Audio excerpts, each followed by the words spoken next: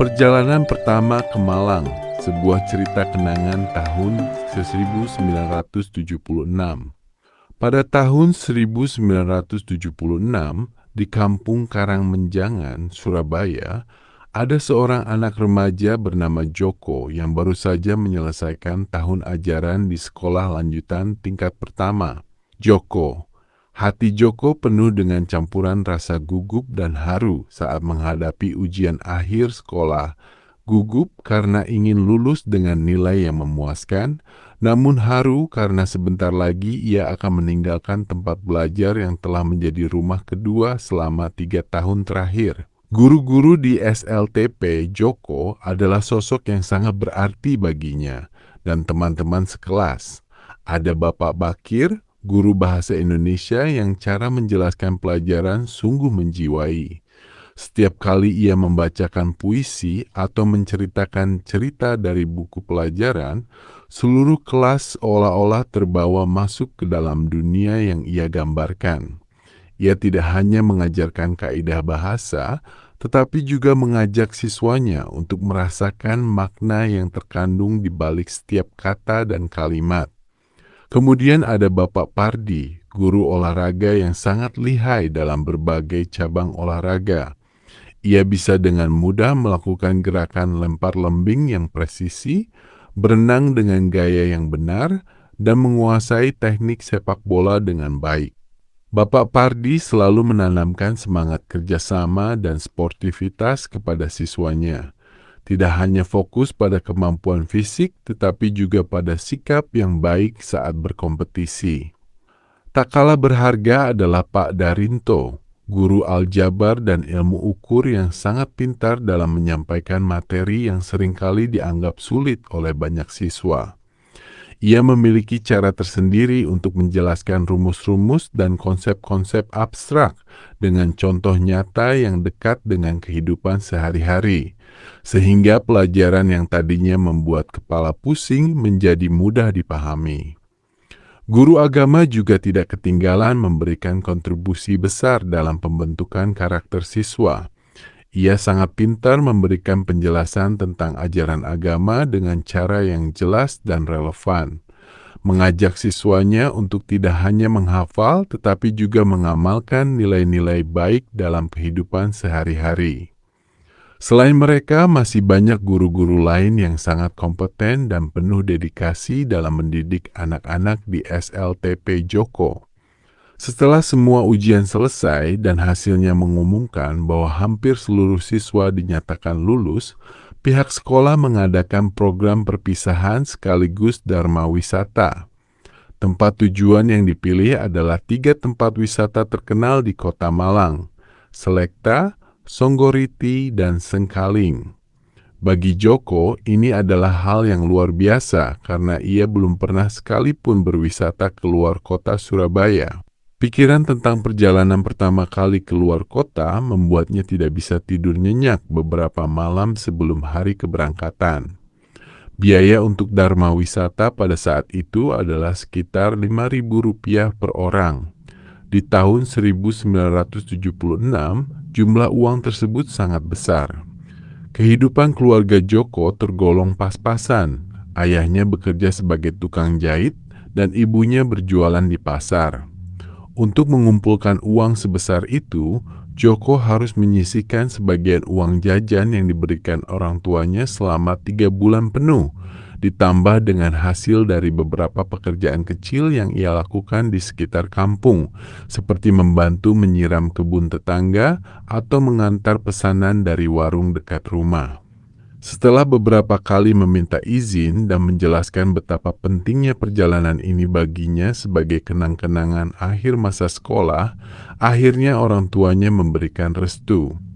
Ibu Joko juga menyiapkan bekal tambahan berupa Rp1.500 yang merupakan hasil tabungannya selama beberapa bulan.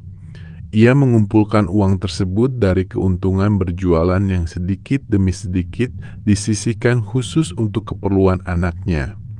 Saat memberikan uang itu, ibunya berkata dengan nada penuh kasih sayang, "Ini uang tabungan ibu, nak. Gunakan dengan bijak ya. Jangan beli sembarangan dan jangan terlalu boros. cukup yang perlu saja. Hari keberangkatan tiba pada hari Minggu pagi. Tepat pukul 6, Joko sudah siap berangkat. Ia telah mandi bersih dan mengenakan pakaian yang dianggapnya paling baik, celana pendek dan baju lengan panjang. Meskipun pakaian itu sederhana, bagi Joko ia sudah sangat mewah karena jarang sekali ia bisa mengenakan pakaian yang baru dan rapi seperti itu. Ibu Joko telah menyiapkan bekal makanan berupa sebungkus nasi putih dengan lauk telur dadar. Bagi Joko, hidangan itu sudah sangat istimewa karena biasanya ia hanya makan nasi dengan lauk yang lebih sederhana sehari-harinya. Sebelum berangkat, ibunya mewanti-wanti lagi. Hati-hati di jalan ya nak, jangan banyak berlarian atau bersenda gurau sembarangan, karena di jalan ada banyak kendaraan. Terutama hari Minggu ini pasti banyak orang yang juga berpergian ke Malang. Ayahnya yang biasanya pendiam juga berkata, "Kamu harus patuh pada guru yang mengantar ya, jangan melakukan hal yang membuat mereka khawatir." Joko kemudian bersalaman dan memeluk kedua orang tuanya dengan erat. "Ibu, ayah, aku minta doa ya, semoga hari ini berjalan dengan selamat." Orang tuanya mengangguk perlahan.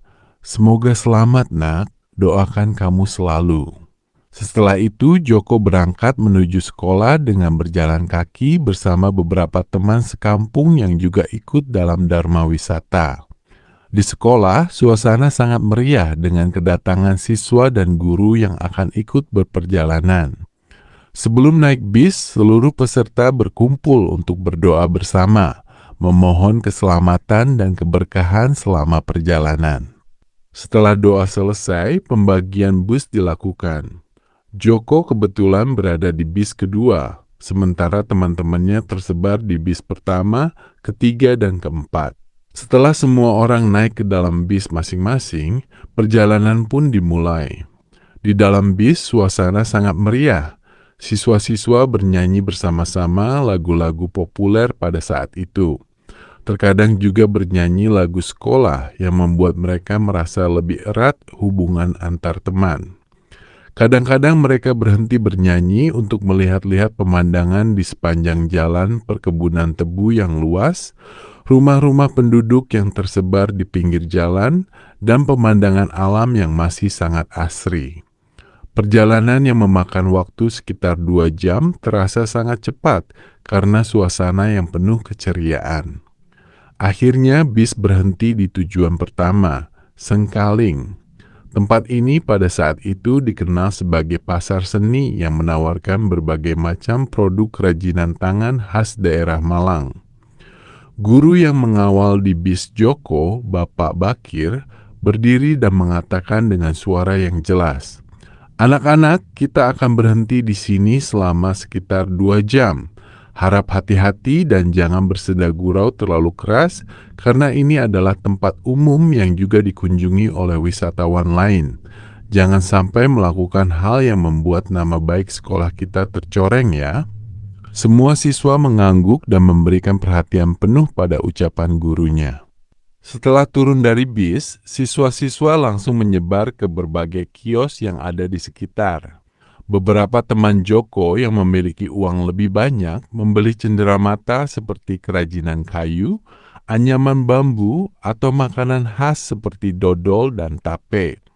Ada juga yang membeli makanan ringan sehat seperti buah-buahan yang dijual di sekitar lokasi wisata. Namun Joko hanya cukup makan bekal yang dibawa dari rumah, nasi bungkus dengan telur ceplok yang sudah disiapkan ibunya. Meskipun tidak membeli apa-apa, ia merasa sangat senang karena bisa melihat berbagai macam barang unik yang dijual dan menikmati suasana yang penuh kegembiraan bersama teman-teman. Beberapa teman yang membeli makanan bahkan berbagi dengan Joko, yang membuatnya merasa sangat dihargai dan tidak merasa terasing meskipun tidak memiliki banyak uang. Tanpa disadari, waktu telah berlalu 2 jam penuh. Pihak pengelola wisata memberikan peringatan melalui toa bahwa waktu kunjungan telah habis dan saatnya untuk berkumpul kembali. Siswa-siswa dengan rela hati berkumpul kembali di depan bis, membawa berbagai oleh-oleh dan kenang-kenangan dari Sengkaling. Setelah semua orang naik ke dalam bis, perjalanan dilanjutkan ke tujuan selanjutnya, Songgoriti. Ketika sampai di Songgoriti, suasana yang ada di sana sangat berbeda dengan Sengkaling. Tempat ini memiliki pemandangan yang indah dengan danau kecil yang tenang, dikelilingi oleh pepohonan hijau yang rindang. Udara di sini juga lebih sejuk dibandingkan di kota. Siswa-siswa langsung terpesona dengan keindahan alam yang ada di sana. Beberapa dari mereka berjalan-jalan menyusuri tepi danau, sementara yang lain duduk-duduk di sekitar tempat istirahat sambil menikmati pemandangan. Guru agama yang mengawal di bis ketiga menjelaskan sedikit tentang sejarah dan keistimewaan tempat ini, yang membuat siswa-siswa semakin menghargai keindahan alam yang ada di sekitar mereka. Waktu berlalu cepat di Songgoriti, dan tidak lama kemudian mereka harus kembali naik bis untuk menuju tujuan terakhir, Selekta. Saat bis memasuki kawasan Selekta, Joko langsung merasakan perbedaan yang sangat jelas dalam suhu udara. Udara di sini sangat dingin sekali, berbeda jauh dengan panasnya Surabaya atau bahkan Malang Kota. Banyak siswa yang langsung merasa kedinginan, dan beberapa di antaranya bahkan membawa jaket tipis yang telah disiapkan sebelumnya, meskipun sebagian besar hanya bisa bertahan dengan pakaian yang mereka kenakan saja. Di Selekta ada kolam renang yang bisa digunakan oleh wisatawan, dan beberapa siswa yang lebih berani memutuskan untuk berenang meskipun airnya cukup dingin. Yang lain hanya berjalan-jalan menikmati pemandangan taman yang indah, melihat berbagai macam tanaman hias dan bunga yang tumbuh subur di sana. Banyak siswa yang membeli oleh-oleh khas Selekta, seperti buah apel yang manis dan segar, atau bunga-bunga yang dijual oleh pedagang sekitar. Joko dengan hati-hati menghitung uang yang dibawa ibunya dan memutuskan untuk membeli beberapa buah apel sebagai oleh-oleh bagi orang tuanya dan adiknya yang masih kecil di rumah. Meskipun harus menghemat uang untuk membeli apel tersebut, ia merasa sangat senang karena bisa memberikan sesuatu yang spesial bagi keluarga yang dicintainya. Setelah menikmati keindahan Selekta selama beberapa waktu, Bapak Pardi memberitahu seluruh siswa bahwa waktu telah habis dan saatnya untuk kembali ke Surabaya. Dengan rasa sukacita yang penuh hati, siswa-siswa berkumpul kembali dan naik bis untuk perjalanan pulang. Perjalanan pulang terasa lebih tenang dibandingkan saat pergi. Sebagian karena kelelahan setelah seharian beraktivitas, tetapi juga karena setiap orang sedang menikmati kenangan indah dari hari itu. Beberapa siswa tertidur di dalam bis, sementara yang lain masih berbincang-bincang tentang pengalaman mereka selama wisata. Hari itu adalah hari yang sangat bahagia dan tidak terlupakan bagi Joko.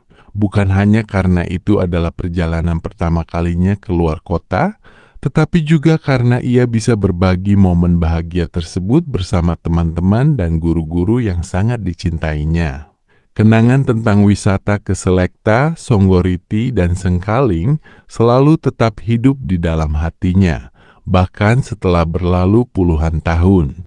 Sekarang, tahun 2026, Joko sudah berusia 68 tahun dan telah menjadi kakek yang dicintai oleh anak cucunya.